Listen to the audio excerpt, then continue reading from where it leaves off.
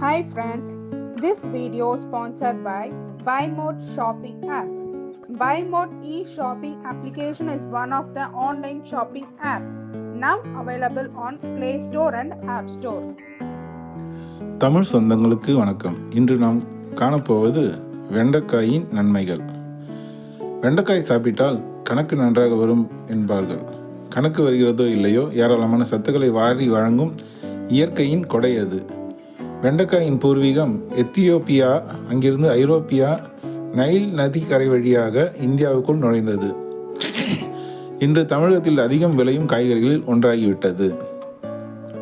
வாயோ வெண்டைக்காய், கையோ கருணைக்கிழங்கு என்று ஒரு பழமொழி உண்டு.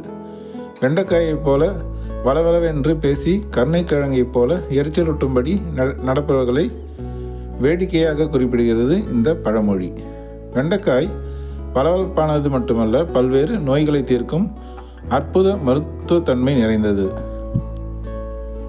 வெண்டைக்காய் வழவழப்பு தன்மை கொண்டது என்பதால் அது பலருக்கும் பிடிக்காத ஒரு காயாக இருக்கிறது. அதிலுள்ள பெக்டின் மற்றும் கோந்து தன்மையை இந்த வழவழப்புக்கு காரணம். பெக்டின் மற்றும் கோந்து பொருள் கரையும் நார்ச்சத்து நிறைந்தது என்பதால் இரத்தத்தில் கொழுப்பு மற்றும் பித்த நீர் அதிகரிக்காமல் பார்த்து கொள்ளும். கொலஸ்ட்ராலை குறைத்து மாரடைப்பு வராமல் தடுக்கும். பெருங்குடலில் உள்பகுதியில் படிந்து பெருங்குடல் சிறப்பாக செயல்படவும் உதவும். ஆனால் உணவு செரிமானத்துக்கு பிறகு இது கரையா நார்ச்சத்தாக மாறுவதால் குடலை பாதுகாப்பதுடன் மலக்குடலில் வரும் புற்றுநோயை தடுக்கும். இரவு தூங்க செல்வதற்கு முன் ஒரு டம்ளர் நீரில் வெண்டைக்காயை சிறு சிறு துண்டுகளாக நறுக்கி இரவு முழுவதும் ஊற வைக்க வேண்டும். மறுநாள் காலை எழுந்ததும் அந்த நீரை பருகுவதால் ஏராளமான நன்மைகள் கிடைக்கும். குறிப்பாக சர்க்கரை நோயாளிகள் தினமும் இந்த நீரை அருந்துவதால் இரத்த சர்க்கரையின் அளவு கட்டுக்குள் இருக்கும். நீர் சத்து, நார் சத்து நிறைந்த இந்த திரவத்தை அருந்தினால் நீரிழப்பு தடுக்கப்படுவதுடன் உடல் குளுமை பெறும். எலும்புகள் வலிமை பெற்று ஆஸ்ட்ரியோபோரோசிஸ் வராமல் தடுக்கும். எலும்புகளின் அடர்த்தியை அதிகரிக்க நினைப்பவர்கள் தினமும் இந்த வெண்டைக்காயை ஊற வைத்து நீர் அருந்துவது நல்லது. வெண்டைக்காயில் ஆன்டி ஆக்சிடென்ட்கள், வைட்டமின் சி நிறைந்துள்ளன. எனவே இந்த நீரை அருந்தி வந்தால் நோய் எதிர்ப்பு மண்டலம் வலிமை அடையும். முற்றிய வெண்டைக்காயை சூப் வைத்து அருந்தினால் சளி, இருமல் குணமாகும். முற்றிய வெண்டைக்காய் 3, ஒரு தக்காளி, பூண்டுப்பல் 3, சின்ன வெங்காயம் 2, மிளகு 5, 1/4 ஸ்பூன் சீரகம் சேர்த்து நீர் விட்டு கொதிக்க வைக்க வேண்டும்.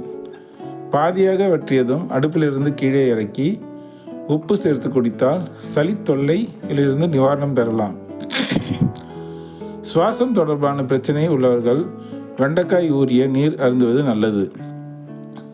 குறிப்பாக ஆஸ்துமா கோளாறு சரியாகும். வெண்டைக்காயை பால் சேர்த்து வேக வைத்து குடிக்கலாம்.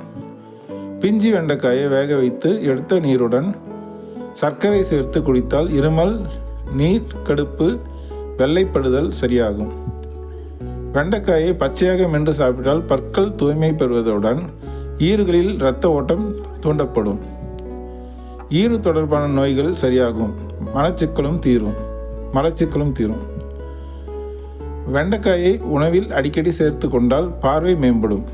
வெண்டைக்காயில் ஆக்சலேட் அதிகம் உள்ளது. இது சிறுநீரகம், பித்தப்பை கற்களை வளர செய்துவிடும். கல் பிரச்சனை உள்ளவர்கள் வெண்டைக்காயை குறைவாக சாப்பிட வேண்டும்.